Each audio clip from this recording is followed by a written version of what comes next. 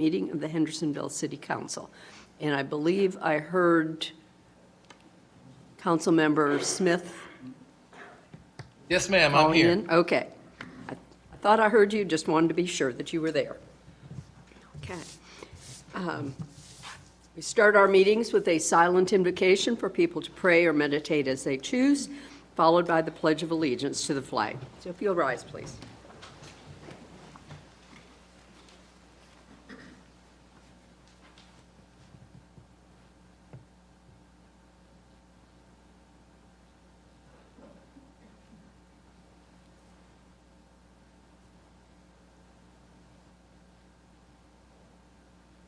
You'll join me in the pledge.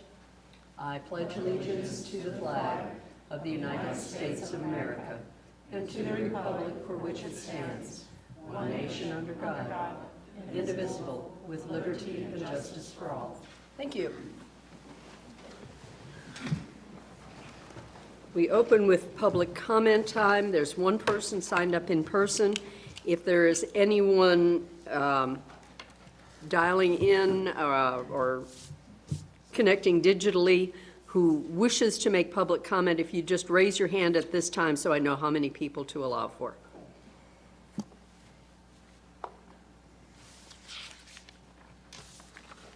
No one's raised their hand. No one? Okay. Then we will hear from the one person here, and if you could, please limit it to no more than about 5 minutes. Lynn Williams, please.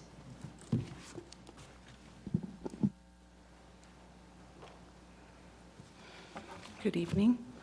Lynn Williams, Chadwick Avenue. Thank you for your time. A couple of things I thought that were interesting in the past month was there was a newspaper political cartoon that was printed about the Washburn track, and the word sustainable is smashed to pieces. And it's about Tracy Grove and Hendersonville. So I thought it was interesting that we made the paper, and unfortunately, we're not the example of sustainability right now in the community. And I think it's important that the 3 people that voted for this notice this, because this is how a lot of us feel. And in 1929, Billy Bourne created political cartoons for the paper in Asheville as well, and he did one right before the bust, and it showed Hendersonville, and it showed someone with an axe, and it said progress, and then a tree being chopped down. And that was in 1929, and I shared that with the council, and I got one response back from Ms. Hensley, wasn't very nice, about that. And I think we're at that same place again. And I've been spending time up in Pisgah National Forest, and it's so nice and cool there. It's like 76 degrees. And every time I come down to the city, it's like 100 degrees, 94 right now. And every time we remove these trees, there's no shade for us to walk. And my dog is a senior dog, you know, senior people in general, or just anyone who wants shade. There's not much available. As we develop more and more, it's getting hotter and hotter. And we really need solutions for this. And so I bring this to your attention. Also, when I'm up at Pisgah, I notice on day 2 of camping that you can't see across the valley. It's smoggy. And when I check online, it says that people with sensitivity should stay indoors and to be careful of what's in the air. And this is before all these developments have come to us. So I'm really concerned about our air quality now as it is. You probably saw that too. I don't know if you could see that from not being above the valley, but so those are a couple things I wanted to point out. With the new fire chief, Marshall Cumming, I would ask that maybe he give consideration to talk to Friends of Boyd Park and Laura Ecorn Mini Golf and see if we can come up with a great solution for that final site plan that honors everything they need and hopefully remembers the history of what's important to us in our city. So I look forward to that. Those are the main things on my mind this month. Thank you for your time. Thank you. Right. We'll move on now to consideration of the agenda. Is there anything anyone would like to have added to the agenda this evening? Madam Mayor, can we ask if we want to have something removed from the agenda? Yes? Okay, I'll make a motion to move under new business, letter B, to the August meeting. Sorry, it's 9B under the agenda, the discussion of the noise ordinance revision, that we remove it from tonight's agenda and move it to the August meeting. So I guess that's a motion. I motion that we move 9B out of tonight's agenda and move it to the August agenda, the August regular city council meeting agenda. Okay, it's been moved to postpone the 9B till the August meeting. Is there any discussion? Do you want to explain why you would like to do that? Honestly, yes, because this was added later to the agenda, and I'll admit, I would like a more time to do some research on this and talk to some more people about it before I vote on it. So that's my reasoning, yes. Okay. Anything else? Anyone comments on that? Are there any events that are scheduled in the next month that could coincide with this, or permits that have already been pulled? Because I know that the business advisory, or not the business advisory, the downtown committee, they met. Debbie, were you at that last meeting? And did you guys all agree to the noise ordinance? So the only impact is in the change related to the noise ordinance is the current noise ordinance specifies that you cannot have open doors and windows in the municipal service district with amplified sound. And this impact, particularly when the ordinance was written, we did not have open doors such as Oklawaha Brewing and D9 Brewing and also Dugout Now. And there may be others that had the big garage doors that are open pretty much all the time that the business is open. So they technically, without changing the ordinance, they are in violation of the noise ordinance if they have amplified sound. So at this point, we've not received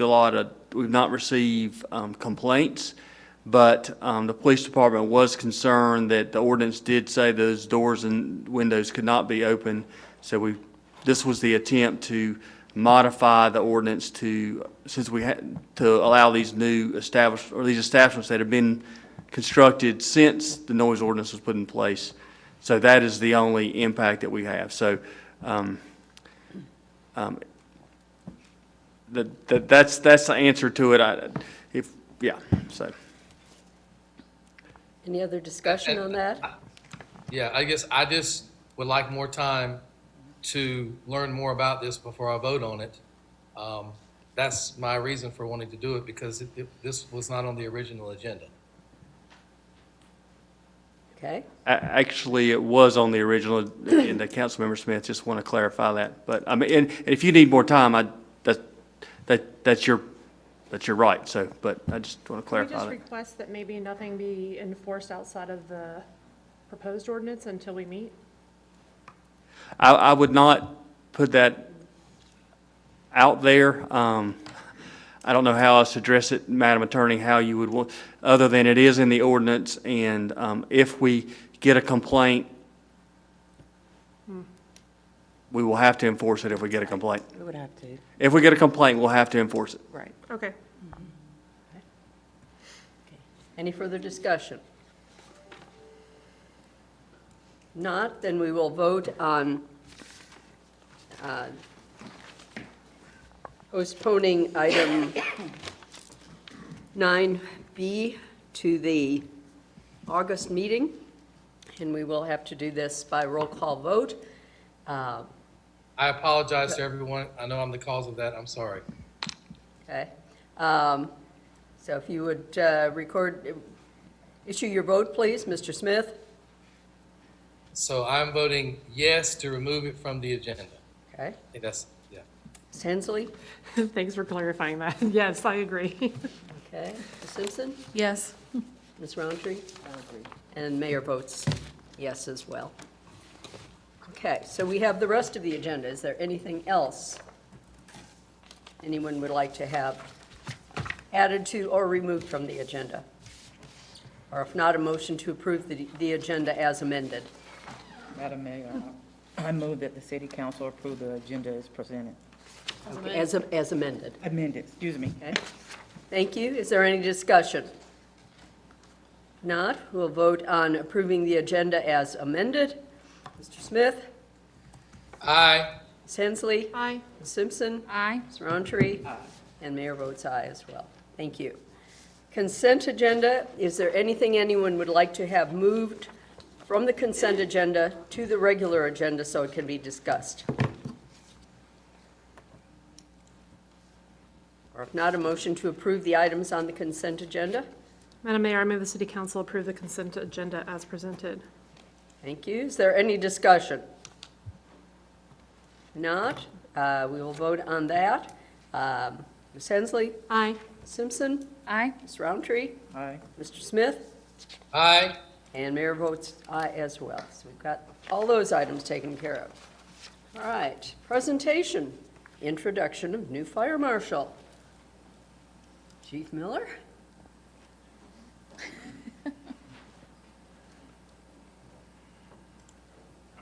Madam Mayor, members of the City Council, I want to take a brief moment of your time to introduce our newest Fire Marshal, Ted Williams. He's previously the Fire Chief of Leicester and Weaverville Fire Departments, brings a great deal of experience, a wealth of knowledge, and has already hit the ground running and contributed to our command staff. So I just wanted to take a moment, introduce him, and let you get a chance to see him. So thank you very much for your use. Thank you. Welcome. Glad to have you with us. Yeah. You can make them come back if you want to take a picture.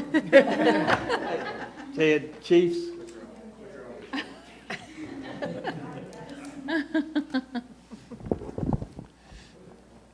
It's good to see that he fits in. Yeah.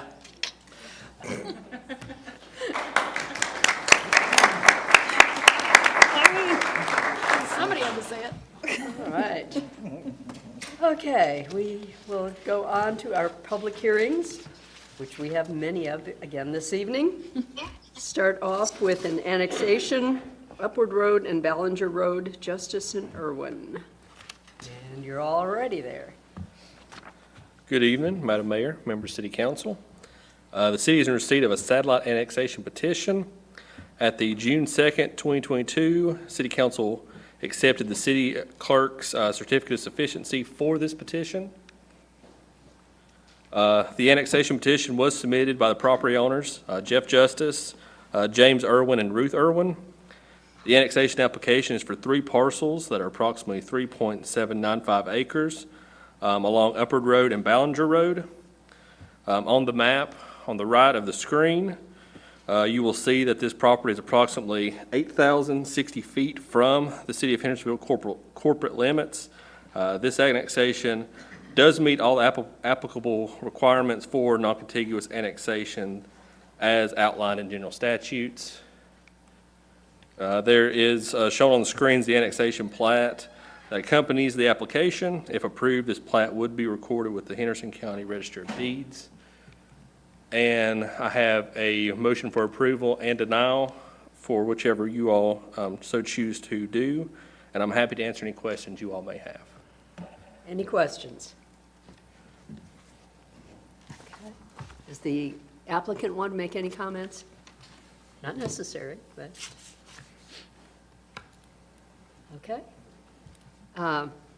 Madam Clerk, has this public hearing been advertised in accordance with general statutes? Yes, Mayor. Okay, we'll open this public hearing. Is there anyone who would like to speak regarding this annexation at Upward Road and Ballinger Road?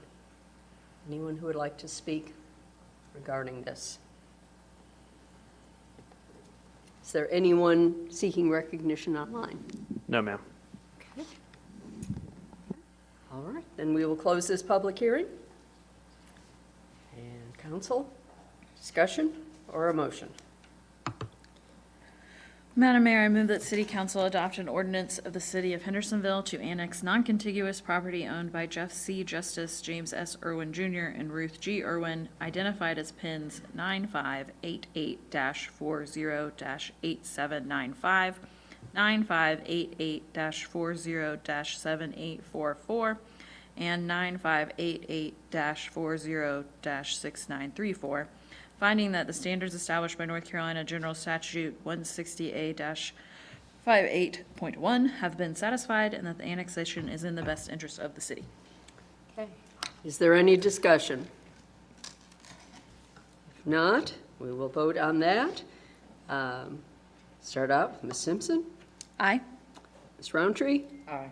Mr. Smith, Aye. and Ms. Hensley. Aye. And the mayor votes aye. That one is taken care of. Thank you. Next one is another annexation public hearing, Irkwood Drive, Kilpatrick property. Once again, good evening. The city is in receipt of a contiguous annexation petition this time.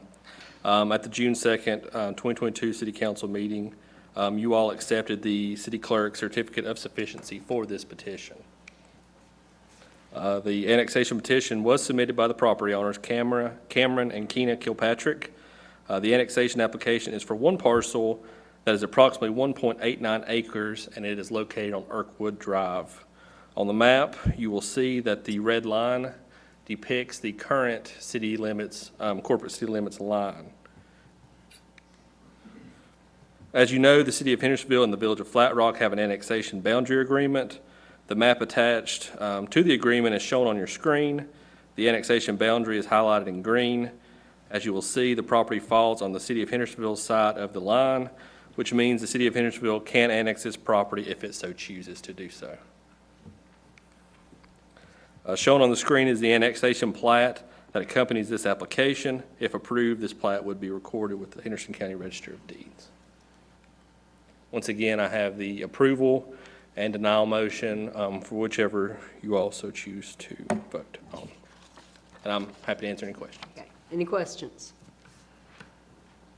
Would the applicant like to make any comments? Okay. Madam Clerk, has this public hearing been advertised in accordance with general statutes? Yes, Mayor. We will open this public hearing. Is there anyone who would like to comment on the annexation on Irkwood Drive? Anyone who would like to comment? Is there anyone online seeking recognition? No, ma'am. Okay. And we will close that public hearing. Council? Discussion or a motion? Madam Mayor, I move the City Council adopt an ordinance of the City of Hendersonville to extend the corporate limits of the city as a contiguous annexation to annex that property owned by Cameron and Keena Kilpatrick, identified as PIN 9577-18-7316, finding that the standards established by North Carolina General Statute 160A-31 have been satisfied, and that the annexation is in the best interest of the city. Is there any discussion? Okay. If not, we will vote. Ms. Hensley? Aye. Ms. Simpson? Aye. Ms. Roundtree? Aye. Mr. Smith? Aye. And the mayor votes aye. So that annexation is also taken care of. Thank you. Right, now we have a street closure, a portion of Fitzsimmons Street. Yes.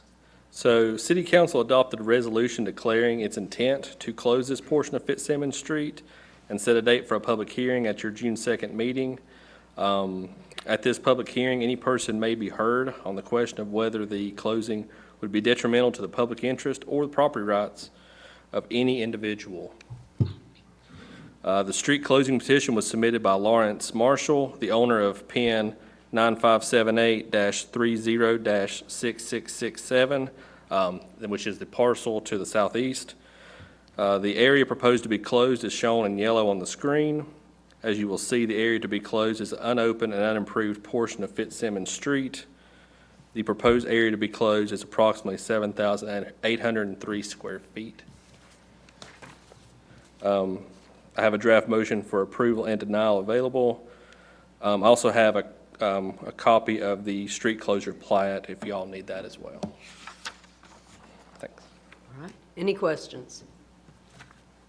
Does the petitioner wish to make any comments? If not, Madam Clerk, has this public hearing been advertised in accordance with general statutes? Yes, Mayor. Okay, we will open this public hearing. Would anyone like to comment on the street closure of a portion of Fitzsimmons Street?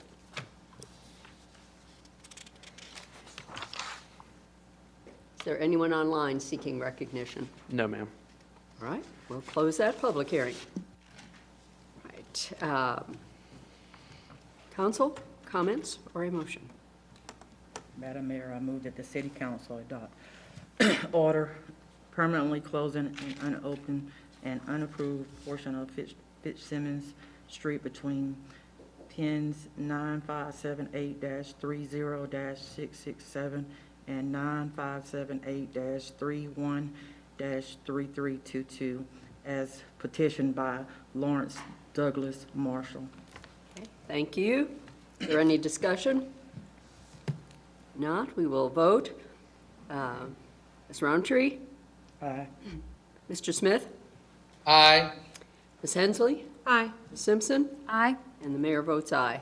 Again, unanimous, and that portion of Fitzsimmons has been closed. Okay, now we have a rezoning. This is probably going to take a little bit longer. A conditional rezoning for AAA storage. Yes, good evening, members of City Council, Madam Mayor. As you mentioned, this is a conditional rezoning for AAA storage. This is a 2¼ acre site that is currently zoned R15 off of Sugarloaf Road. The proposed the proposed zoning is for a planned commercial development for a use of mini warehouses. And they would be expanding an existing use and amending the existing PCD, which is adjacent to the site. This property was part of a larger tract that was part of the Apple Ridge development that came before you for a CZD rezoning earlier this year. And as part of an exempt subdivision, this tract was created, and now the adjacent use to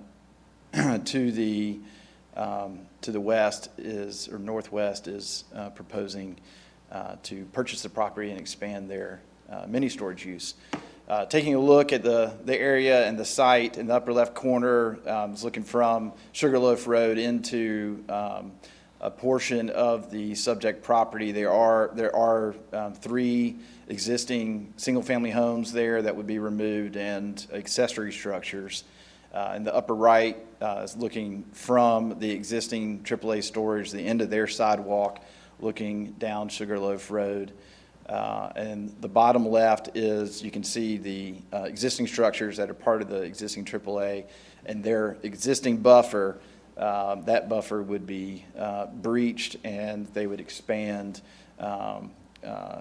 going to the east.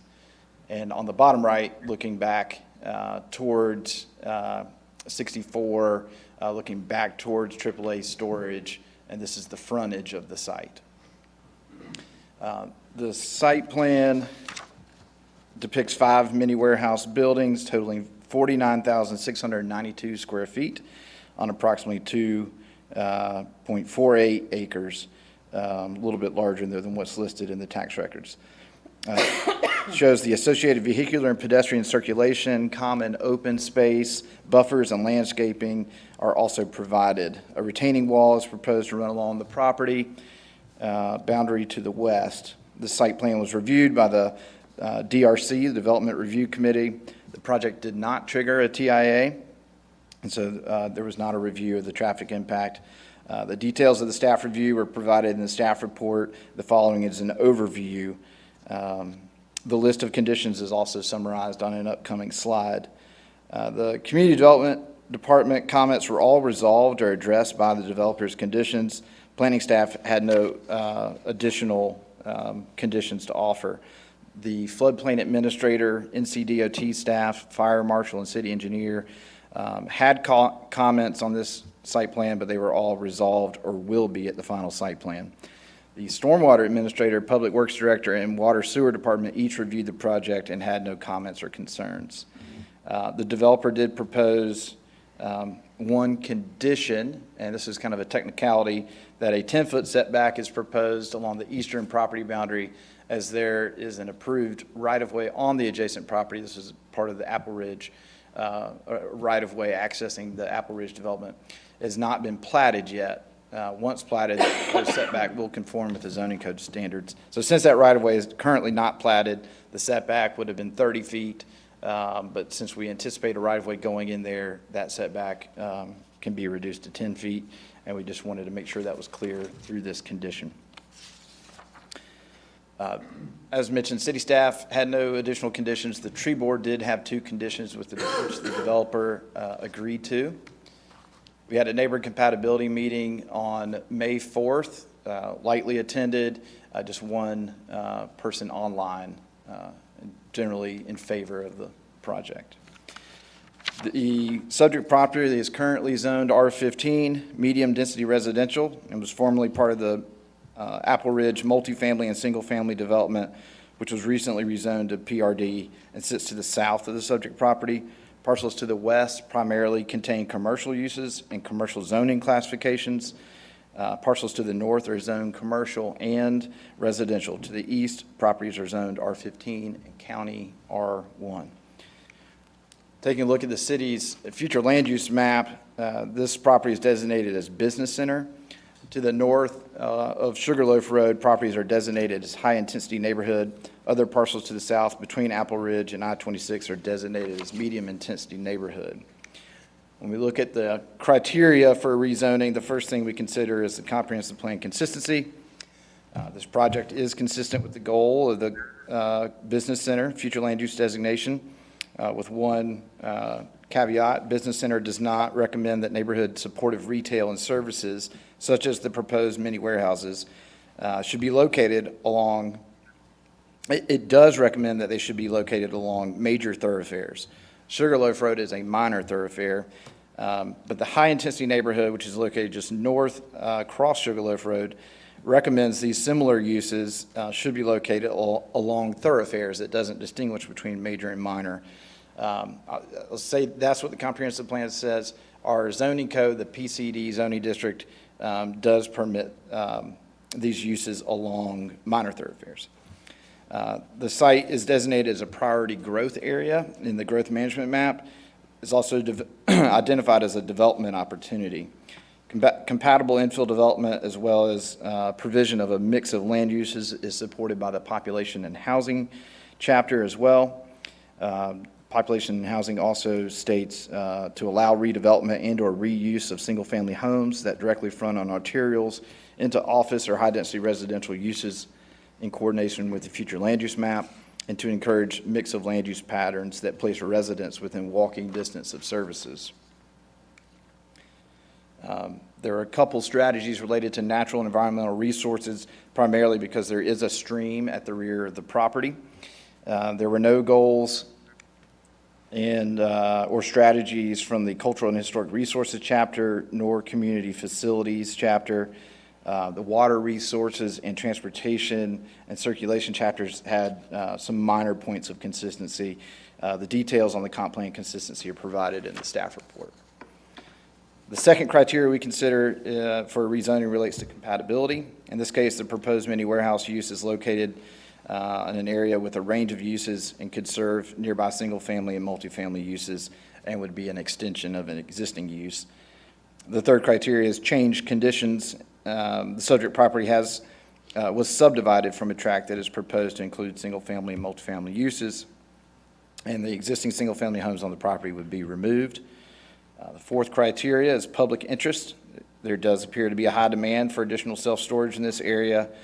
And the other factor would be that we would lose those 3 houses, so some housing stock would be lost. Fifth criteria relates to public facilities. Subject property will be served by city water and sewer, as well as city police, fire, and public works. Sugarloaf Road is designated as a minor thoroughfare and is maintained by NCDOT. The sixth criteria is the effect on natural environment. In this case, the subject property features 19 trees, which are mostly pines, that would be removed as a result of the project, and a portion of a stream to the south of the property would be piped. Taking this information, the planning board voted 6-0 in favor of recommending approval of the rezoning, and they offered the following comprehensive plan consistency statement. if the subject property is located in an area designated as a development opportunity and a priority growth area according to the city's 2030 comprehensive plan. And they went on to provide these three rationale for approval for your consideration. And with that, I'll open it up for any questions. Okay. Any questions? Okay. Would the applicant like to make any comments?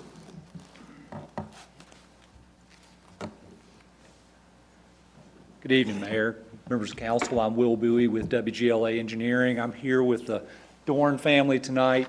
We do have a short presentation. I know you all have a very long agenda. I will be very brief. Just wanted to make a couple of points about this project. The existing facility was constructed on this property adjacent about 10 years ago. Business is owned and operated by a local family, again, the Dorn family who's here with us tonight. They own and operate multiple storage facilities throughout Henderson County and western North Carolina.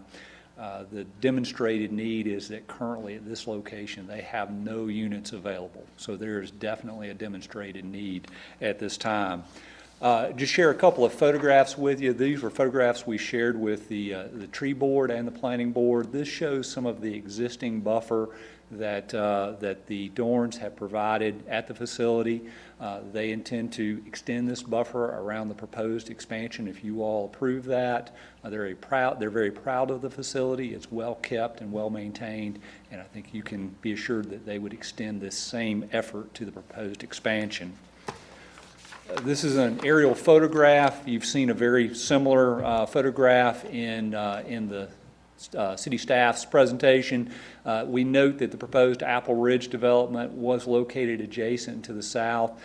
I would consider this a sister application to the Apple Ridge development that you all saw and approved previously. This property was under a single ownership, and the potential expansion of AAA storage was one of the factors that allowed housing assistance to be involved. Realize that may not be a factor in your decision, but it's certainly a reason that we're here for you tonight. We'll share with you the overlay of the proposed Apple Ridge development and the proposed expansion. I think this is helpful, again, just for context. You can see the existing AAA storage facility that's located here. The darker gray buildings are the proposed expansion. The road you see here is the proposed right-of-way that Matt alluded to in his presentation, and then we can see the Apple Ridge development that is proposed to be to the south. Again, this is a blow-up of the site plan that shows some of the landscaping that will be quite extensive and be consistent with the landscaping that you all saw in the previous plan. And this is an overlay of the aerial photograph. And with that, I'll end my presentation, and if you all have questions of me, I'll be glad to do my best to answer them for you. Any questions for Mr. Bowie?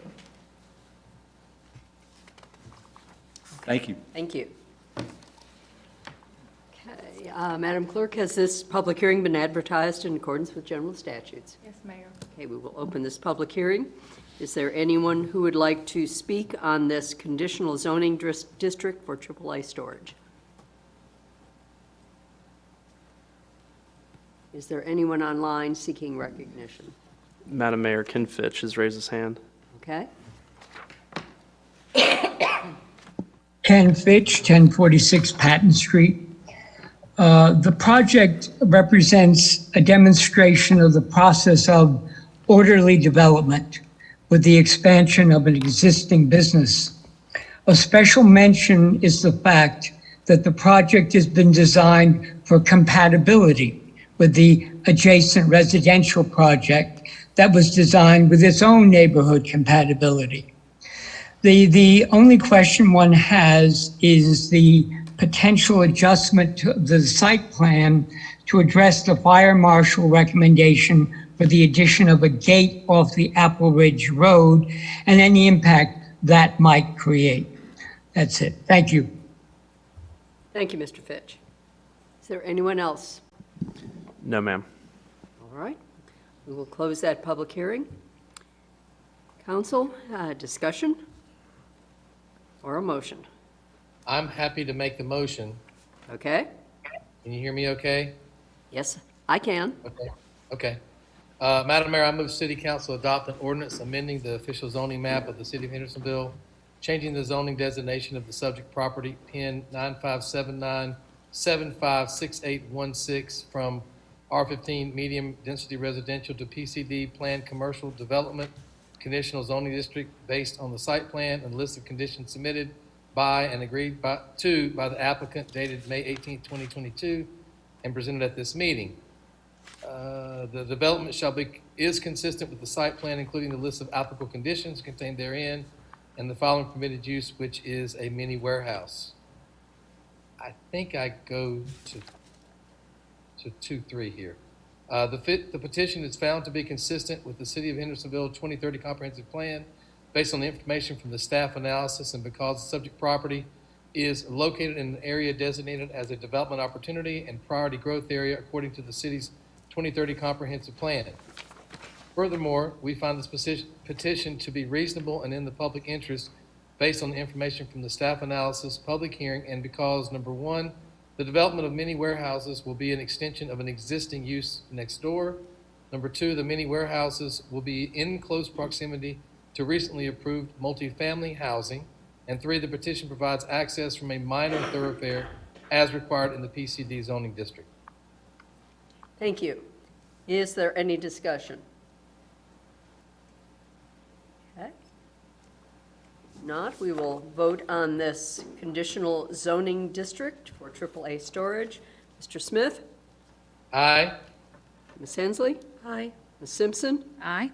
Ms. Roundtree? Aye. And Mayor votes aye. Ayes have it, and we've gotten that one taken care of. Thank you. Okay, next we have a zoning text amendment regarding sidewalk requirements.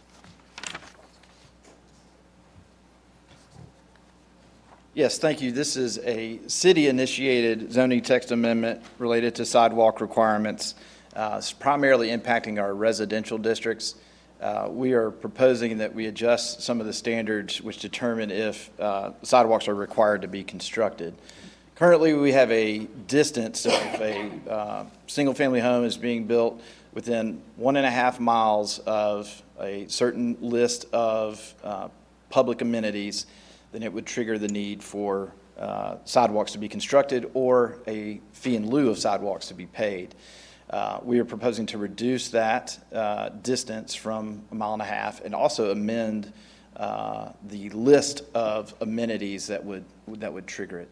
And then there are a couple other clarifications that are part of this amendment as well. We presented this to the Legislative Committee, the Planning Board, and they were supportive. The proposed changes are in very fine text on the screen here, but essentially, as I mentioned, we're clarifying how distances are measured. So it would be as the crow flies, and that is clearly articulated. We are reducing that 1.5 mile distance down to a 1/2 mile, so 0.5 miles. And we're clarifying that it's public and private schools, public or private hospitals, libraries, including clarification that instead of government buildings, we have public safety stations, public transit stops or stations, courthouse, government administrative office buildings, public parks, public greenways, and any proposed greenways that are set to be constructed and have are part of the city's capital improvement plan. The distinction there is that a water treatment plant would not trigger the need to build sidewalks. There's not going to be too many people walking to the water treatment plant, I don't believe. So clarified that. Also made some changes to align with our subdivision ordinance. So we were striking an item under 612.11 and clarifying the process for when there are no sidewalks required. So that aligns with our subdivision ordinance as well. We have specific instances in our subdivision ordinance when sidewalks are not required. But since those are not found in the zoning code, if someone is doing some type of development that is not a subdivision, our subdivision ordinance is not in play, our zoning ordinance is, and so we're aligning those two so that they work together. And also clarifying the fee in lieu process. No significant changes here other than referring to a specific set fee. In this case, it's $75 per linear foot would be the cost for the fee in lieu of sidewalks, but it is subject to change, and if we were to update that fee on our fee schedule, we have language in here that would point to that new fee as well. Also, really quickly point out that there were some minor typos in the ordinance that you received, nothing of substance, and these typos were corrected by the city attorney. Wanted to point out where our residential zoning districts are, and how much of the city actually is composed of these zoning districts.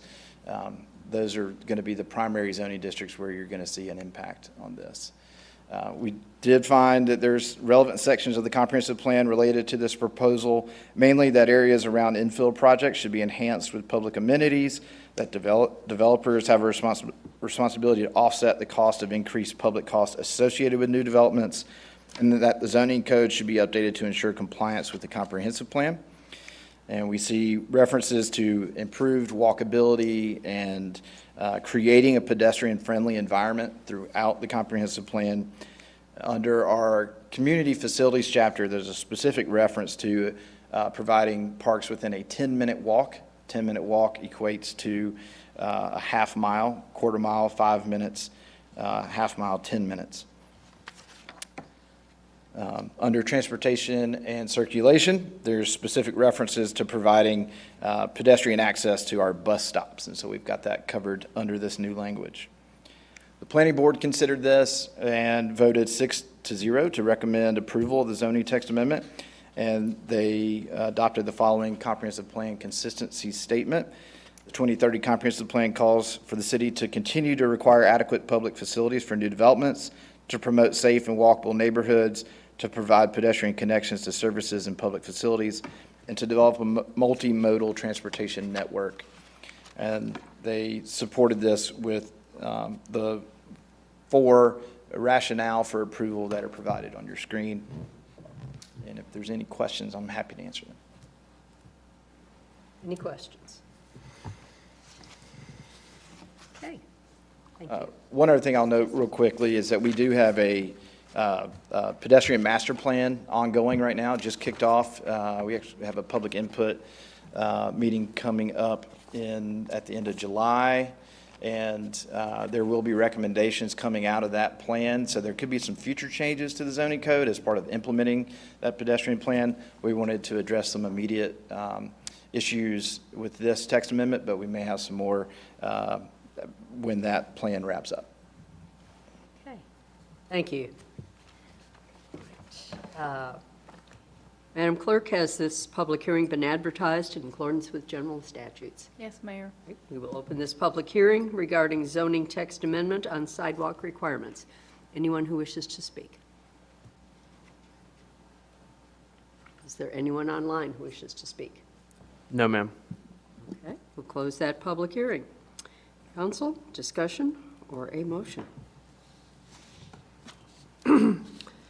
Madam Mayor, I move the City Council adopt an ordinance amending the official City of Hendersonville zoning ordinance, Article 6, General Provisions, Section 6-12, sidewalks based on the following. 1, the petition is found to be consistent with the City of Hendersonville 2030 Comprehensive Plan based on the information from the staff analysis and the public hearing, and because the 2030 Comprehensive Plan calls for the city to continue to require adequate public facilities for new developments to promote safe and walkable neighborhoods, to provide pedestrian connections to services and public facilities, and to develop a multimodal transportation network.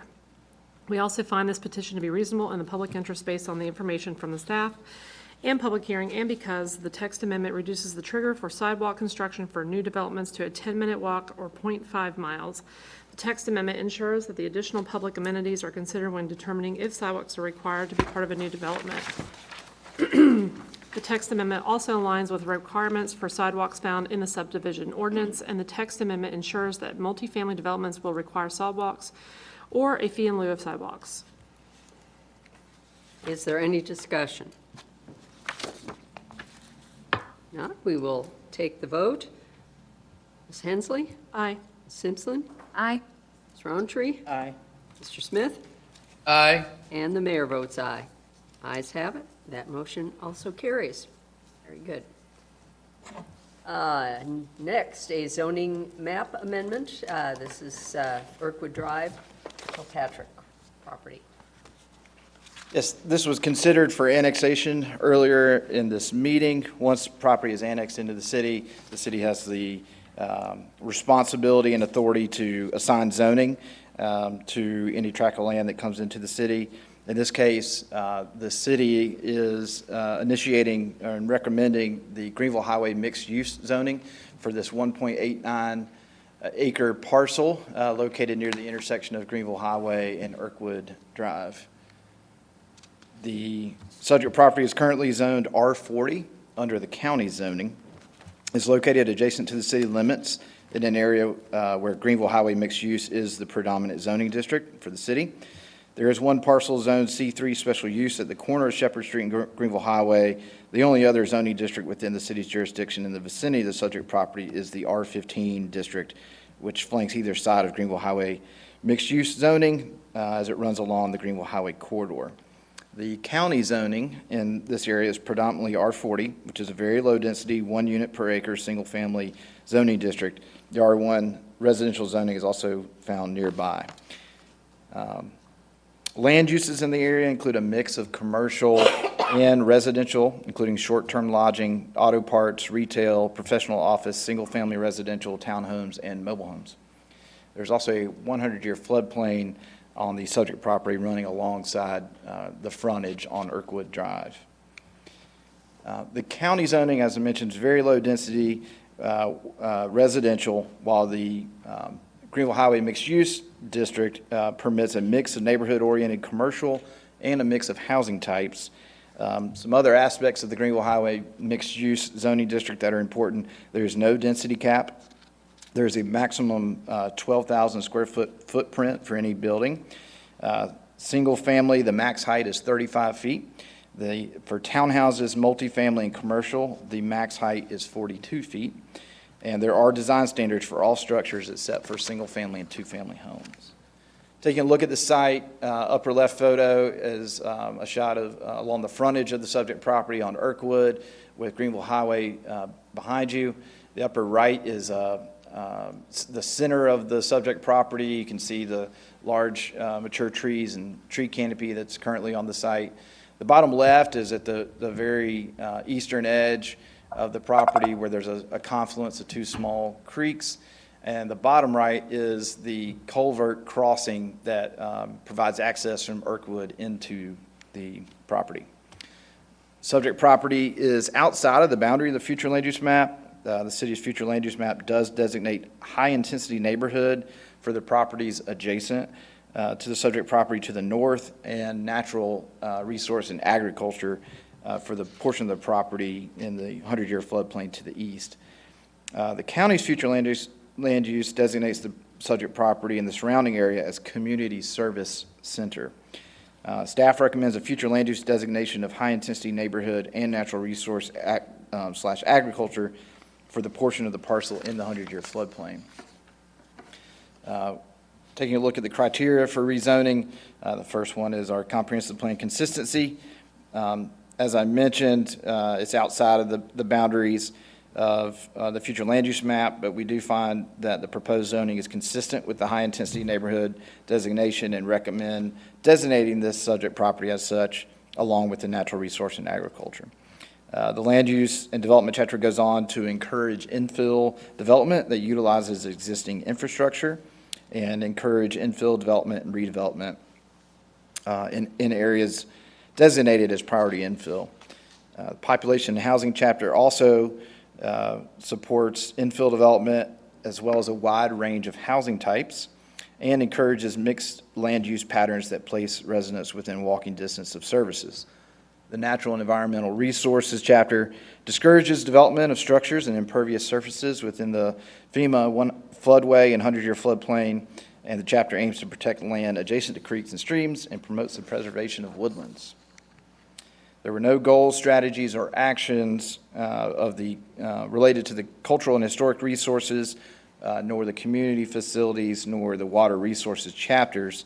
And the transportation and circulation chapter encourages mixed-use, pedestrian-friendly development that reduces the need to drive between land uses.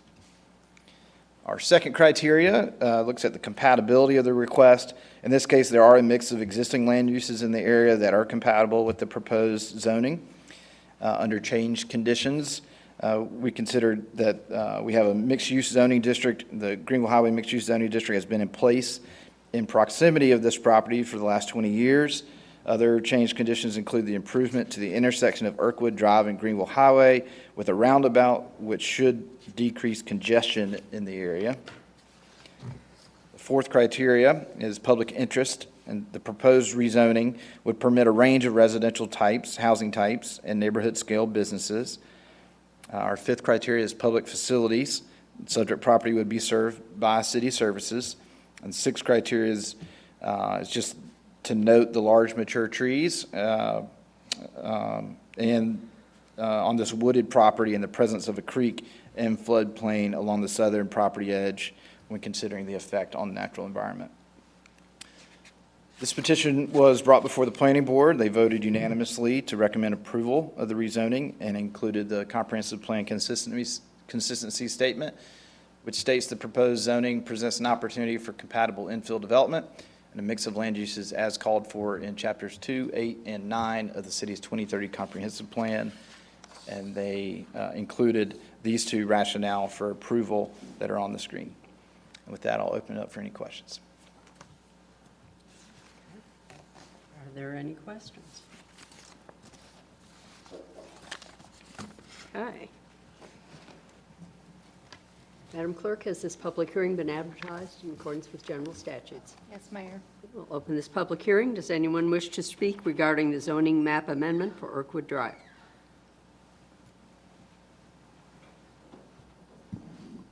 Is there anyone online? No, ma'am. Okay, we'll close that public hearing. Council?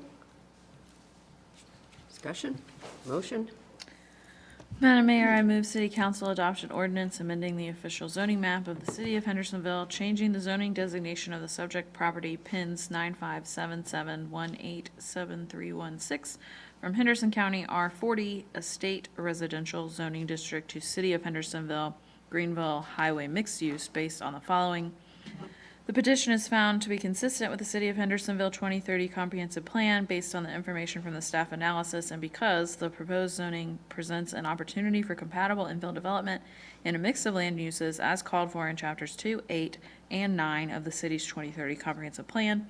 Additionally, we find this petition to be reasonable and in the public interest based on the information from the staff analysis, public hearing, and because Greenville Highway is the predominant zoning in the area, and 2, the petition aligns with the Henderson County's future land use designation.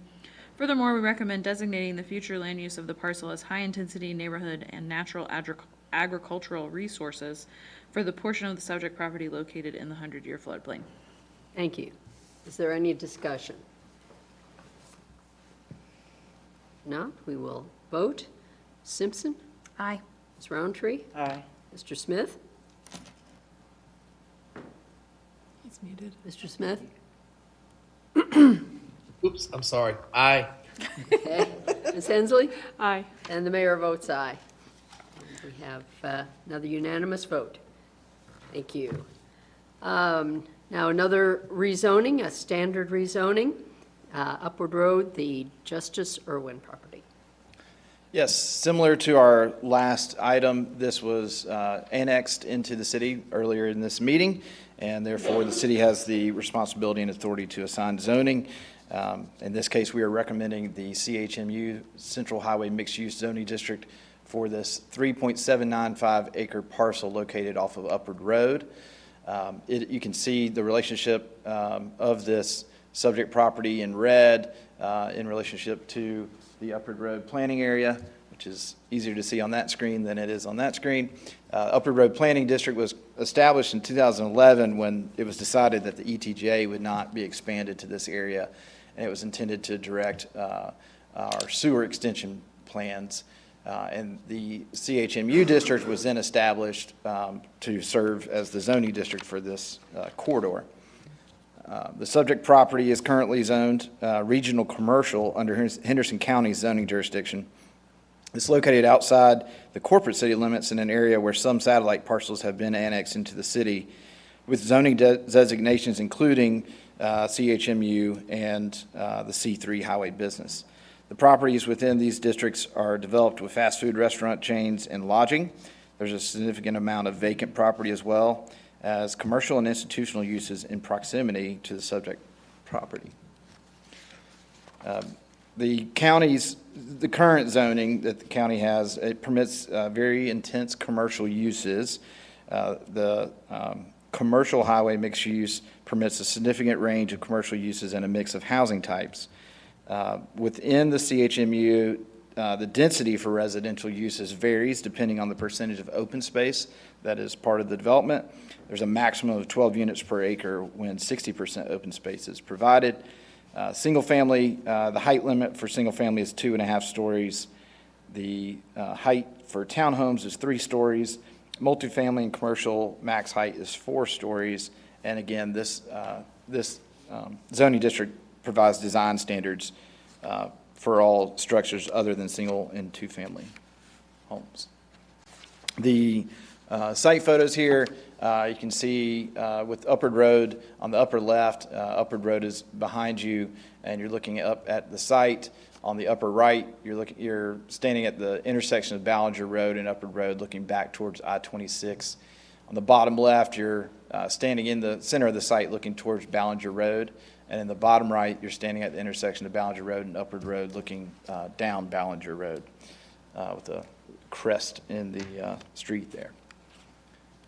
Taking a look at the future land use, the city's 2030 comprehensive plan designates the subject property as a regional activity center. It's located along the perimeter of an activity node, and all parcels in the surrounding area share this same designation, which is attributed to the proximity to the interchange with I-26. I-26 is classified as a freeway. Upward Road is a boulevard, according to the city's comprehensive plan. The only other future land use designation in proximity is the natural resource and agricultural designation due to the presence of Dunn Creek. Taking a look at the comprehensive plan consistency, the regional activity center designation on the future land use map states the following goal: meet the large-scale retail needs of Hendersonville residents while encouraging mixed-use walkable design through redevelopment and infill projects. Staff finds that the CHMU zoning district is consistent with this goal, along with a number of the development guidelines and strategies associated with the regional activity center. The growth management map designates these parcels as priority growth area and as a development opportunity. Under goal LU-3, it states to promote fiscal responsibility with development, annexation, and expansion of Hendersonville's extraterritorial jurisdiction, the ETJ. Under population and housing, it promotes the mixed land use patterns. And under natural environmental resources, cultural and historic resources, and community facilities, there were no relevant strategies or goals, and the transportation and circulation chapter had just some minor points of consistency there. Taking a look at our second criteria for compatibility, in this case we have a subject property fronting a boulevard near I-26. The commercial highway mixed-use district permits uses that are compatible with this area. Furthermore, the design guidelines of the CHMU zoning district help to ensure compatibility. Third criteria is changed conditions. In this case, we've seen increased development demand along Upward Road corridor. As the uses along this commercial highway continue to intensify, it is anticipated that growth will continue along this corridor. Our fourth criteria is public interest. In this case, we consider the uses permitted in the CHMU, both commercial and residential development along this corridor could serve a public interest. And again, the design guidelines help further public interest. And the fifth criteria, the subject property will be served by city water and sewer, as well as police, fire, and public works. Upward Road is maintained by NCDOT, as well as Ballinger Road. And as far as the effect on the natural environment, the subject property has already been disturbed and grading has begun.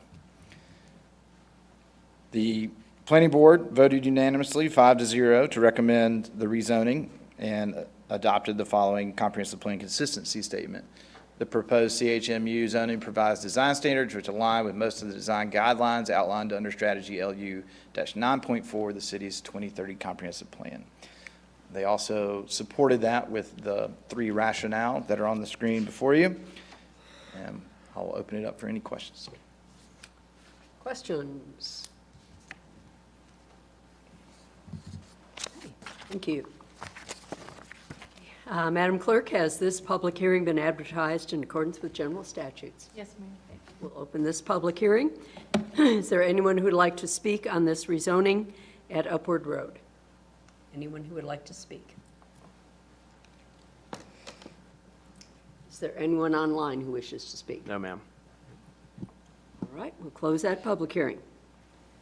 Council, discussion or a motion? I'm happy to make a motion again, unless someone else really wants to read it. Go right Here we ahead. go. Okay. I move City Council adopt an ordinance amending the official zoning map of the city of Hendersonville, changing the designation of the subject property pins 9588-40-6934, 9588-40-7844, and 9588-40-8795 from Henderson County RC Regional Commercial Zoning District to City of Hendersonville CHMU Commercial Highway Mixed Use. Based on the following, the petition is found to be consistent with the City of Hendersonville 2030 Comprehensive Plan, based on the information from the staff analysis, and because the proposed zoning provides design standards which align with most of the design guidelines outlined under strategy LU-9.4 of the city's 2030 Comprehensive Plan. Number 2, furthermore, we find this petition to be reasonable and in the public interest based on the information from the staff analysis, public hearing, and because 1, commercial highway mixed use is the zoning district established for the Upward Road planning area. 2, the commercial highway mixed use zoning district is well suited to achieve the goals of the comprehensive plan for this area. And 3, the property is located in an area designated as a priority growth area according to the city's comprehensive plan. Thank you. Is there any discussion? If not, we will vote on this rezoning for the Upward Road area. Mr. Smith? Aye. Ms. Hensley? Aye. Ms. Simpson? Aye. Ms. Roundtree? Aye. And the mayor votes aye. Again, unanimous, and that one has also passed. And another standard rezoning, this one for Edwards Park. Yes, it's our final public hearing, so try to be brief here. This rezoning is to rezone a remnant of land, 0.10 acres, that's part of a 1.47 acre tract, to rezone that portion that's zoned C3 and rezone it to R6. The subject property currently serves as a portion of Edwards Park, and as I mentioned, it is split zone between R6 and C3. The R6 zoning extends south, covering Bruce Drysdale Elementary School, and to the northwest, northeast, and east, covering the historic residential areas of Hyman Heights and Cold Spring Park. The C3 zoning extends northwest along Asheville Highway from the intersection with North Main Street, and the C2 zoning is found at the southern corner of North Main Street and Asheville Highway at the location of Fire Station 1. There's a planned institutional development zoning for the high school in proximity. Taking a look at these two zoning districts, there are some similarities between the uses under R6 and C3, but there are some very distinct, there are a distinct number of intense commercial uses that are permitted under the current C3 zoning that would not be permitted under the proposed R6 zoning. And everyone's familiar with this site. I would assume you're familiar with the relatively flat land, some handful of large mature trees, hardwood trees, and the Boy Scout and Girl Scout huts that are on the property. The subject property is designated as natural and agricultural resource. in the future land use map. This designation is recommended to accommodate open space, agricultural uses, flood storage, stormwater facilities, and recreational amenities. The subject parcel is adjacent to medium-intensity neighborhood to the north, northwest, and east, and neighborhood activity center to the west, and urban institutional to the south. Properties designated as downtown support are in close proximity. With our first criteria for a rezoning, we look at the comprehensive plan consistency. As I mentioned, the primary recommended land uses being open space, recreational amenities, flood storage, those are consistent with the proposed rezoning. The growth management map designates this area as natural resource and agriculture area as well. These are areas in which the city should discourage development and promote preservation of environmentally sensitive features and agricultural resources. The population and housing chapter promotes compatible infill and has a few other relevant strategies and goals, such as maintain and enhance older neighborhoods so that they retain their value and viability in the face of demographic and market changes, maintain and enhance the public space in older neighborhoods, develop city-owned property within neighborhoods into neighborhood parks, seek opportunities to acquire additional property for future parks. And under natural environmental resources, it states to protect land adjacent to streams in order to protect water quality, reduce erosion, and protect wildlife habitat. In this case, there is a piped stream along the frontage along North Main Street. Under cultural and historic resources, we have a couple of strategies. Design the public realm to complement historic architecture through features such as uniquely designed signage and street furniture. Incorporate interpretive and promotional elements within historic neighborhoods that educate citizens and visitors about Hendersonville's rich history.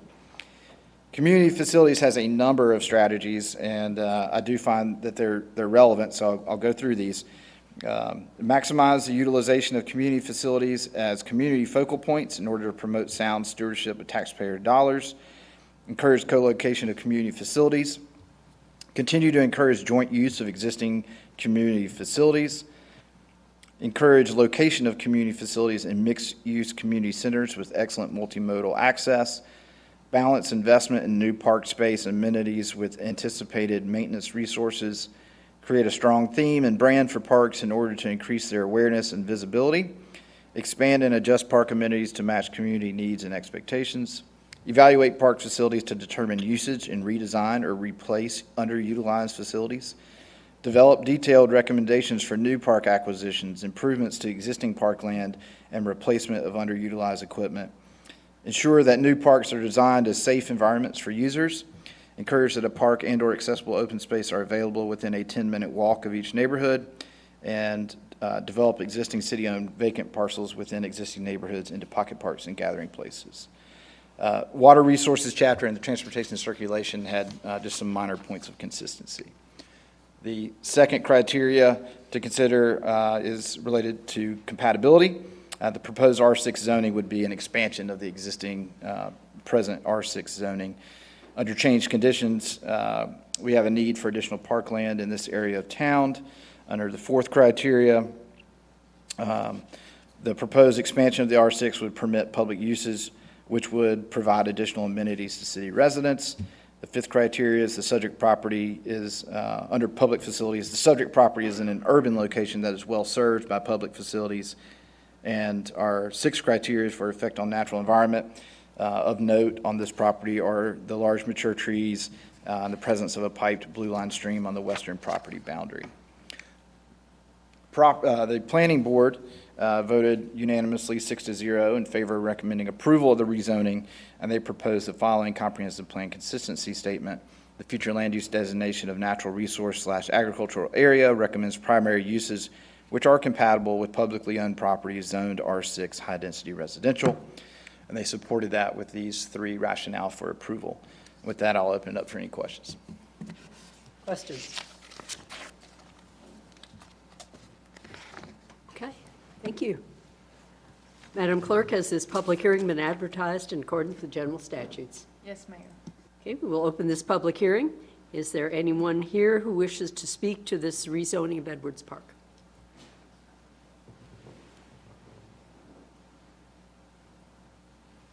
Is there anyone online who wishes to comment? No, ma'am. Okay. We will close that public hearing. Council, discussion or a motion? Madam Mayor, I move the City Council adopt an ordinance amending the official zoning map of the City of Hendersonville, changing the zoning designation of the subject property PINS 9569-70-5860 from C3 Highway Business and R6 High Density Residential to R6 High Density Residential based on the following. The petition is found to be consistent with the City of Hendersonville 2030 Comprehensive Plan based on the information from staff analysis and because the future land use designation of natural resource agricultural area recommends primary uses which are compatible with publicly owned properties zoned R6 High Density Residential. Furthermore, we find this petition to be reasonable and in the public interest based on the information from staff, public hearing, and because R6 zoning would be an expansion of the primary zoning classification of the subject property. R6 zoning permits uses which are compatible with surrounding land uses, and R6 zoning contains dimensional standards which are compatible with the surrounding built environment. Is there any discussion? Not, we will vote on this rezoning for Edwards Park. Ms. Hensley? Aye. Ms. Simpson? Aye. Ms. Roundtree? Aye. Mr. Smith? Aye. And the mayor votes aye. Again, unanimous vote, that passes, and that's a record, I'm sure. 8 public hearings in, what, 45 minutes or less? Thank you to staff for going through all of those. Thank you. Thoroughly, but quickly. All right. Unfinished business, board and commission vacant seat appointments. Okay, who is going to lead us through this one? There's so many. Madam Mayor, I'll be glad to if Okay. you would like for us to. All right. All right, well, and the city clerk can correct anything I get wrong. She can steer me in the right direction. So the first one is you have one vacancy for the ABC Board with the term ending June 30th, 2025. You have 4 applications. You have Chuck McGrady, who's reapplying for a full term, Brittany Carricker, who's a new applicant, Anderson Ellis, who's a new applicant, and Angela Ayers, who's a new applicant. Anyone wish to make a nomination to the ABC Board? Madam Mayor, I nominate Chuck McGrady. Okay, Chuck McGrady has been nominated for a full term on the ABC Board. Are there any further nominations? Not, nominations are closed, and we can vote on that one. Those in favor of, vote on Chuck McGrady for a full term on the ABC Board. Mr. Smith? Aye. Ms. Hensley? Aye. Ms. Simpson? Aye. Ms. Roundtree? Aye. And the mayor votes aye. So, Mr. McGrady has been reappointed to that board.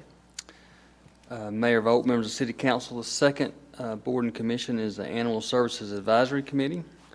You have 2 vacancies ending June 30th, 2025. You have 2 applications, Jean Greason, who is reapplying for a full term, and Melissa Vasquez, who's a new applicant. Those are your only 2 applicants for 2 vacancies. Does anyone wish to make nominations for the Animal Services Advisory Committee? Madam Mayor, I move City Council appoint Jean Greason and Melissa Vasquez to serve a term on the Animal Services Advisory Committee ending June 30th, 2025. Okay, Jean Greason and Melissa Vasquez have been nominated. Are there further nominations? Not, we will vote on, nominations are closed. We will vote on those 2. Ms. Hensley? Aye. Ms. Simpson? Aye. Ms. Roundtree? Aye. Mr. Smith? Aye. And the mayor votes aye. All right, got 2 new people, or one new person and 1 reappointed person there. Okay? Mayor Vogt, members of City Council, Board of Adjustment, you have city seats. You have 4 vacancies ending June 30th, 2025, and 1 vacancy with an unexpired term ending June 30, 2023. You have two that are asking for, or that have applied for reappointment. One is Libby Kalina, and second would be Melinda Lawrence.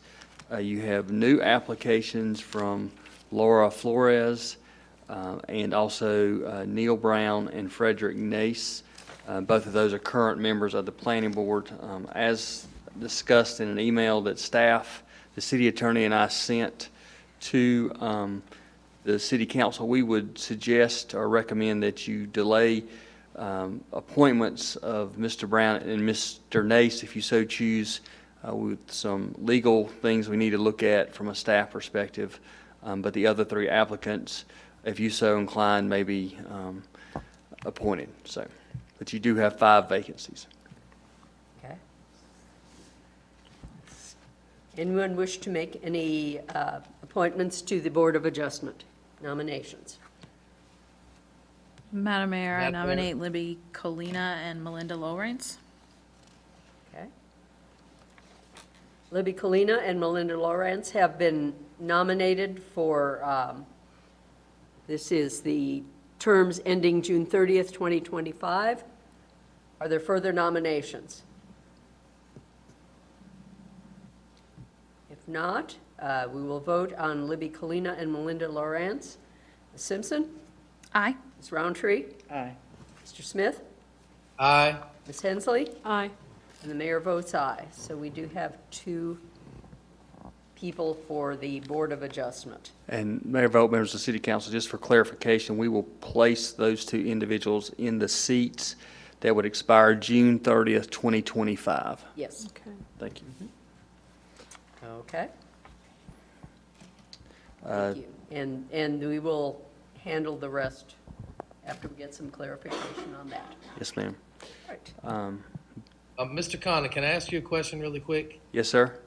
That is, by not filling the other 2 seats, do we have enough folks to have a quorum for an interim meeting before we make our final decisions on who will be on that board? Yes, sir, I believe we do. Okay, all right. All right. The next board is your Business Advisory Committee. You have 2 vacancies ending June 30th, 2025. You have 2 applications, Jay Egoff, who is a new applicant, and John Stevens, who is a new applicant. Those are all your applications. Okay. Does anyone wish to make a nomination for Business Advisory Committee? Madam Mayor, I move the City Council appoint Jay Egoff and John Stevens to serve a term on the Business Advisory Committee ending June 30, 2025. Okay. Are there further nominations? Not, Jay Egoff and John Stevens have been nominated, and hearing no further, nominations are closed. We will vote on those 2. Okay. Ms. Hensley? Aye. Ms. Simpson? Aye. Ms. Roundtree? Aye. Mr. Smith? Aye. And the mayor votes aye. So we've got those 2 positions taken care of.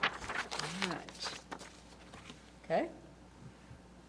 The next board and commission is Diversity and Inclusion Advisory Committee. I will say 2 things. One, this is a very diverse group. We're proud to have this. We have 12 applications for 3 seats, and I apologize for anybody's name that I'm getting ready to butcher because they are very diverse, and a lot of I'm going to butcher them. So, Nancy, you have 12 applications for 3 vacancies. First being Nancy Diaz, who's reapplying for a full term. Melinda Lawrence, reapplying for a full term. Josh Williams, reapplying for a full term. Anthony Balaterio, a new applicant. Kimberly Blackwell, new applicant. Sharon Campbell, new applicant. Scott Huracina, new applicant. Mary Kay Kurkowski, a new applicant. Steve Matthews, new applicant. Victor Mills, new applicant. Richard Regan, new applicant. And His name is pronounced Hen Oy. thank you, Councilmember Smith. Hen Oy is a new applicant. He teaches at North Henderson. Thank you. All right. Does anyone wish to make nominations to the 3 vacancies on the Diversity and Inclusion Advisory Committee? Madam Mayor, I move City Council appoint Nancy Diaz, Melinda Lawrence, and Josh Williams. I'm so Okay. sorry. To the Diversity and Equity Inclusion Committee, please. Okay. Nancy Diaz, Melinda Lawrence, and Josh Williams have been nominated. Are there further nominations? Not. Nominations are closed. We will vote. Ms. Hensley? Aye. Ms. Simpson? Aye. Ms. Roundtree? Aye. Mr. Smith? Aye. And the mayor votes aye. So those 3 are reappointed. They all just had 1-year terms, so this puts them into the full 3-year term rotation. And we had just really great response, and hope that these people will, the other applicants will keep their names active as we have further openings on this board. We appreciate all of them being willing to serve. And I hope that they will consider applying for some of our other boards as well. Okay. Downtown Advisory Boards, what I have next. Yes, ma'am.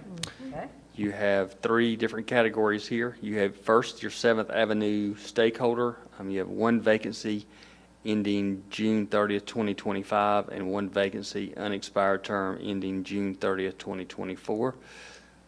We only have received 1 application, and that is Phil Wilmot, who's a new applicant and a business owner on 7th Avenue.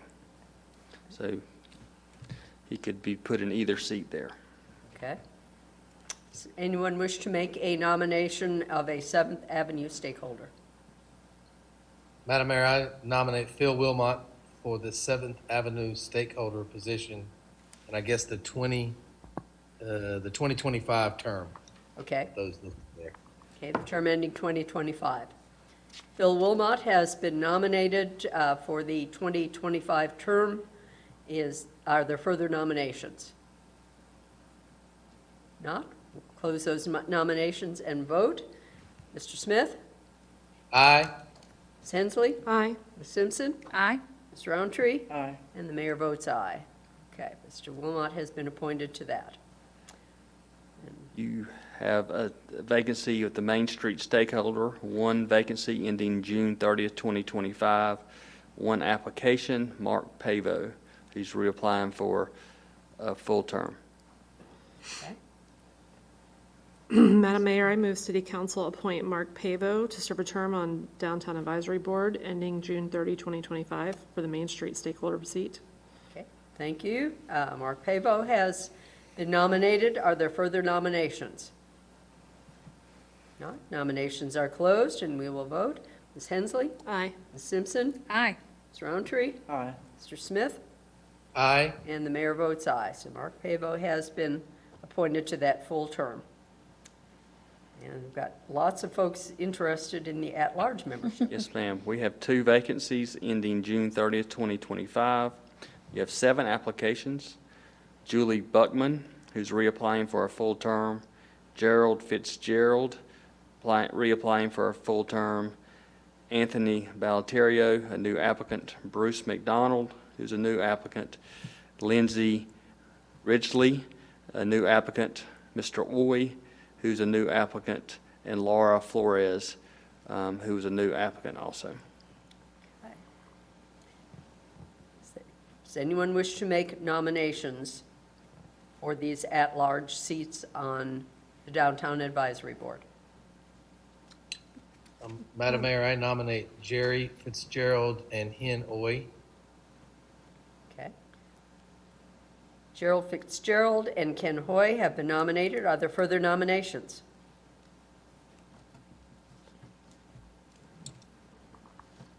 Hearing none, nominations are closed, and we will vote on these 2 applicants. Those in favor of Gerald Fitzgerald and Ken Hoy. Mr. Smith? Aye. Ms. Hensley? Aye. Ms. Simpson? Aye. Ms. Roundtree? Aye. And the mayor votes aye. So we have one reappointment and one new applicant going to be serving. Very good. And, okay, Environmental Sustainability Board. Madam Mayor, I'll believe that Councilmember Simpson has a comment regarding this, if I'm, okay. So I would like to, I'm going to go ahead and make the motion, but the reason why I'm making the motion is because I think it's important for us to maintain our relationship between the ESB and Mountain True. They helped us with most recently, the Working to Be Plastic Free program, and we continue to work together, so it's important that they have a representative on our board. So, for that reason, I move that City Council amend the Environmental Sustainability Board Charter and Rules of Procedure, Article 4, Membership and Duties, to designate one of the at-large seats to be filled by an individual, principal, or other significant representative of an organization or business that demonstrates a commitment to an environmentally sustainable future as determined by the City Council. This term shall be unexpiring. Okay, thank you. Is there any discussion? If not, we will vote on this amendment to the ESB charter, designated one seat as for an organization or business. Can I ask one question before we vote? Certainly. Lindsay? And that is, in this, we're gonna, we're assuming Mountain True is gonna send somebody like from Mountain True to participate. Yes. In the, yeah, okay.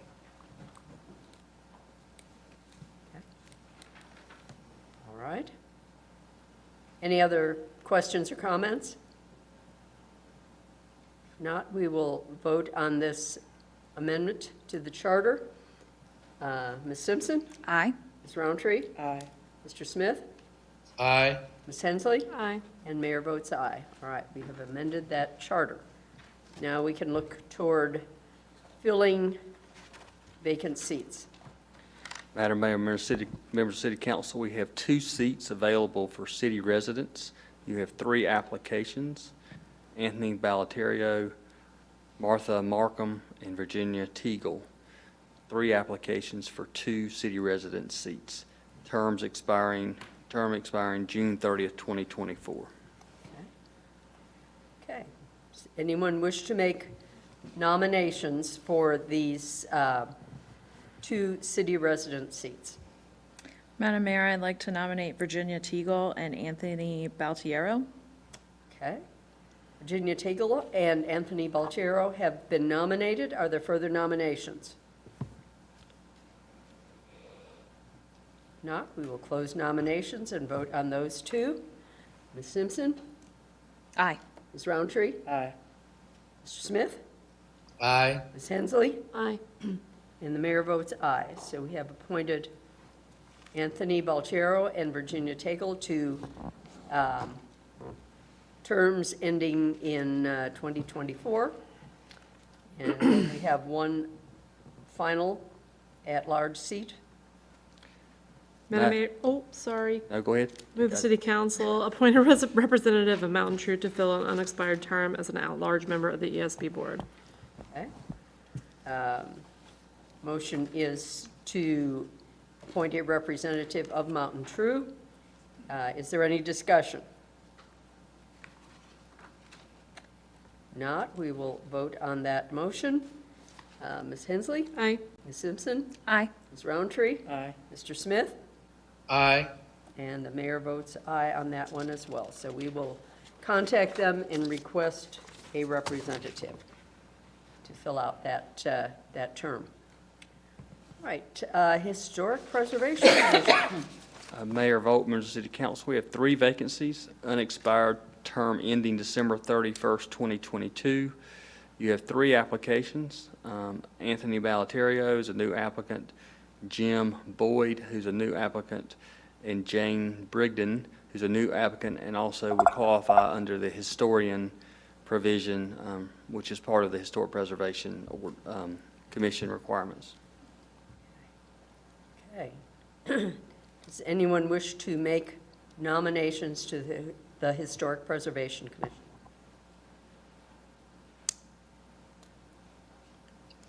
Before we make nominations, I would like to comment that I spoke to Cheryl Jones about all three of these, and she is very excited about she actually interviewed all three. So she's very excited about all three of them joining the board. I don't think there's an issue with Mr. Baltiero being on two, I don't think. But I'd like to nominate Anthony Baltiero, Jim Boyd, and Jane Brannigan to be on HPC. Okay. Anthony Balchero, Jim Boyd, and Jane Brannigan have been nominated to the Historic Preservation Commission. Are there further nominations? Not. Nominations are closed, and we will vote. Mr. Smith? Aye. Ms. Hensley? Aye. Ms. Simpson? Aye. Ms. Roundtree? Aye. And the mayor votes aye as well. So we have those three. So Mr. Balchero is now on two of our boards and commissions, and I believe that is what we generally feel is our limit for service by any one person. Okay, planning board. We have one vacancy of an unexpired term ending December 31st, 2022. Mr. Jones moved out of the area. You have received 3 applications. Laura Flores, who's a new applicant, David McKinley, who's a new applicant, and Bryant Smith, who's a new applicant. Anyone like to make a nomination for the planning board? Madam Mayor, I'd like to nominate Laura Flores. Okay. Laura Flores has been nominated for the planning board. Are there further nominations? Not. Nominations are closed. We will vote on Laura Flores. Ms. Simpson? Aye. Ms. Roundtree? Aye. Mr. Smith? Aye. Ms. Hensley? Aye. And the mayor votes aye as well. So we have that position taken care of. TDA. Mayor Vogt, members of the City Council, this is your last appointment for the evening, I believe. TDA appointment, you have one vacancy in term ending June 30th, 2027. This is considered seat 4 on the TDA board. The appointed person must be a registered to vote in Henderson County and be affiliated with a business that collects the occupancy tax within Henderson County, and the term is 5 years. You have received one application, Ms. Julie Hall. She's a new applicant. She's affiliated with North Carolina Mountain Rentals, which has a variety of vacation rentals in the community, and she has been confirmed as a Henderson County voter. Okay, thank you. Does anyone wish to make a nomination to the TDA board?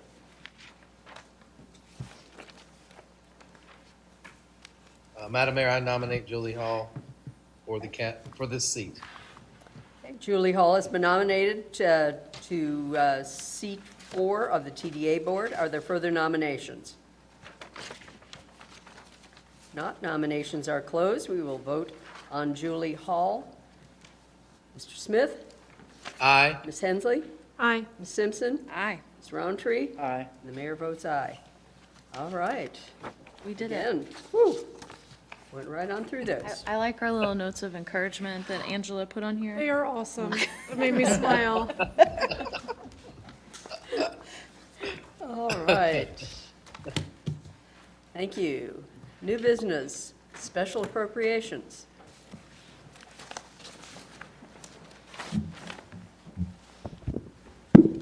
Yeah.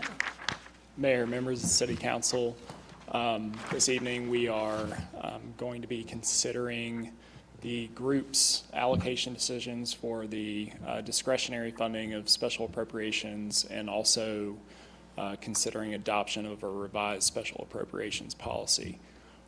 Before you, Brian has pulled up the collection of different feedback we received from the council members on allocation amounts and the averages of the board in whole. At this time, if there are any discussion items that we can assist with, we are standing by to help.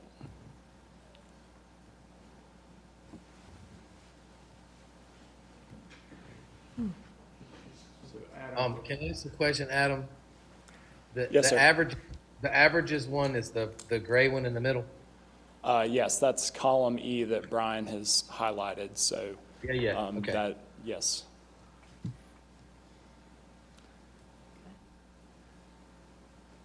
So just to provide council a recap, we discussed increasing the budgetary target from 0.05% of the general fund expenditures to $125,000. And the current board recommendation based on the average is 125, 150. So may I ask another question? Yes, sir. So if we take the gray column in the middle and add them all up, we get 125, 150. Yes, sir, in the discretionary pot. And then you Right, also yeah, have a I'm just full talking funding about list. that. Yes, Yeah, I'm sir. just talking about that one. Yes, sir. So is staff comfortable with us being $150 over our goal of $125,000? You think we can find 150 staff? I think we can dig it up. So unless the city council wants to make any dramatic changes, we are prepared to fund this in accordance with your averages unless you want to make some changes. And I think Brian can find $150. Or Adam.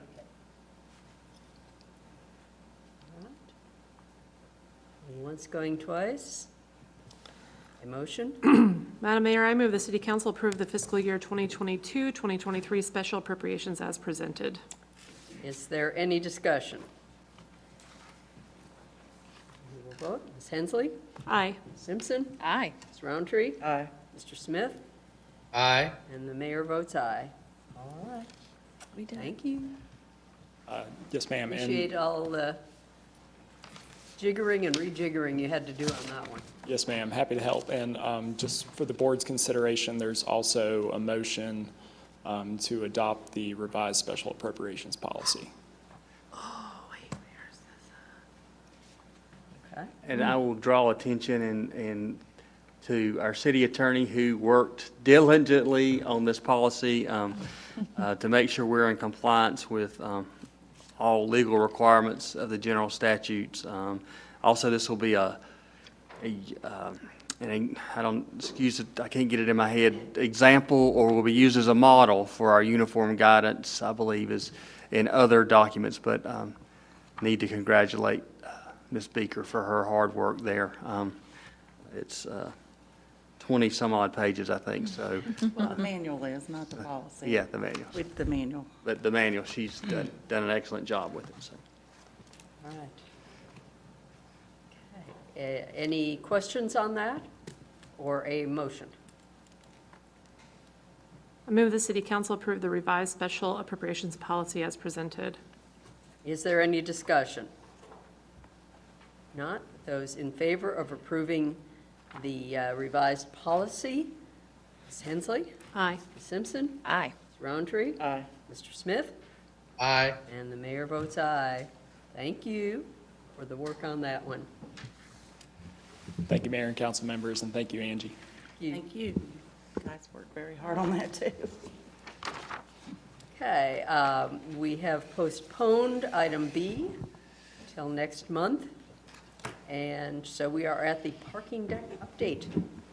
All right, Madam Mayor, members of council, I will be brief. I know we all want to have an early meeting for once. This is the parking deck update for July 7th. And it's important that the city council and the public are aware about the next steps of some high-impact construction that's going to be going on the site. So currently, this is a picture of the site. They've finished backfilling, and you probably have seen the utility crews out from AT&T and Duke Energy today, removing poles and finishing some of the utilities work. We're essentially at the stage where we're going to start coming out of the ground at this point. So vertical construction is going to start on July 11th. Our crane will be delivered on site, and they will start constructing the crane on site. And then the following week, beginning July 18th, is the precast, which are the giant concrete pieces, delivery on trucks and erection up from the back of the site near the alley all the way up to Fifth Avenue. And we are still under budget, have used very little of our allowances or contingencies, and are still tracking for substantial completion on January 11th. The key item I want to highlight tonight to make the council and public aware is the site construction and the impact that the precast panels and the crane will have. So the crane will initially be set up down in this corner, and this purple area, which is actually the existing parking lot and then a gravelled area of this existing site. So it's not on Church Street in the drive lanes, it's right adjacent to it. That is where the trucks will be delivering the precast pieces. So they will be pulling up forward on Church Street, stopping traffic for a moment, backing into the purple shaded area, and from that point, the crane will be picking up the pieces and bringing them and setting them into place. So this will cause traffic impacts. We've made all of our public safety responders aware, but luckily it's not going to be long closures, but it will probably slowly back things up. We're expecting about 20 to 30 deliveries of precast material a day for 6 weeks. So these 30-second to 2-minute closures are going to have a substantial impact. The public needs to be aware. I would recommend avoiding that area if you can. But yeah, we will have large construction going on, and they will work their way up the site, finishing on Fifth Avenue. The last week, they'll be closing Fifth Avenue to disassemble the crane and finish that vertical construction. So hopefully the goal is to have this all complete before Apple Festival. And then we will move forward with interior construction. I hope I didn't jinx us at all there. But we'll move forward with interior construction of the site with the goal to be complete in January. Any questions on the construction? I have 2 other quick reminders. I have Brian, first of all, thank you very much for the map and the pointing out where things are going to be. I apologize if you said this. You mentioned disruptions on Church Street. Is that Church Street being closed or being pushed down to 1 lane? What exactly does that mean when they're bringing in the? They'll have short closures, so anywhere between 30 seconds and 2 minutes, the construction crews will be managing traffic there. And they'll be trying to time it with the light, but there's people queued up on Fifth. So there's going to be some closures and some impacts because when they pick the precast piece up off of the truck, they might have to swing out a little bit into traffic, so they just want to make sure it's a safe environment. Yeah, so that means complete closure of Church Street for a moment at least. Yes. Okay. Okay. And then lastly, I just want to remind you all, we have been working diligently on our existing permit and rate structures for the surface lots and the deck. And when the deck is going to be constructed, I just want to remind you, we will be coming to you and the public. Jamie has a survey getting ready to go out. We have our multi-space meter RFP out right now. So we have a lot of work going on, and we'll be talking with the public, speaking with you in the near future about what the surface lots look like moving forward. And I'll take any questions and just remind us at the end that parking can only be 2 of the 3 things of the magic triangle. So how long will Fifth Avenue be closed? Just 1 week, hopefully.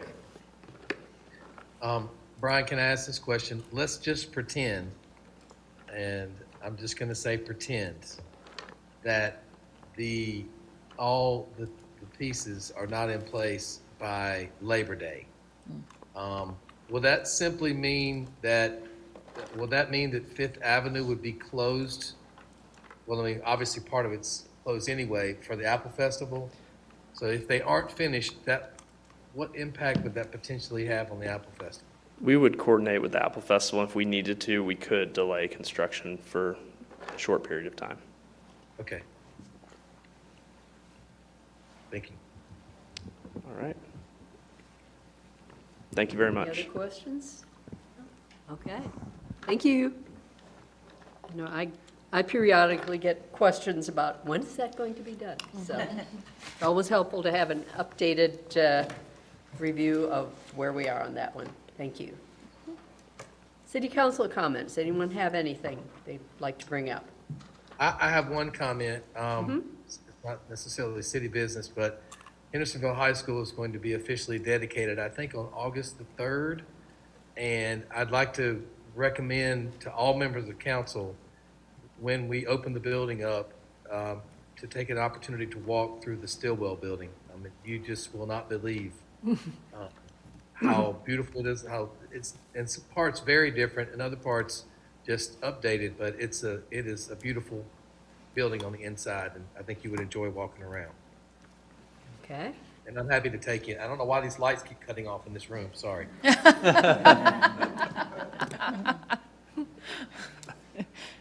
Okay, I'm sorry. Spooky, Jerry. Does anyone else have anything? Yes, I have something. Yes. Back to School Fest is August 21st at Sullivan Park from 11 to 3 p. Okay. Back to School Fest. Anything else anyone has?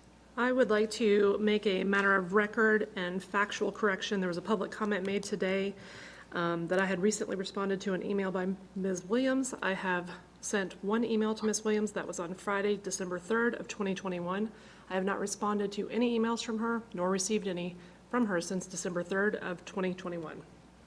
Okay, thank you. Anything else anyone has? Mr. Conant, City Manager report? Two brief items. First, I'd like to introduce Rodney Gilliam.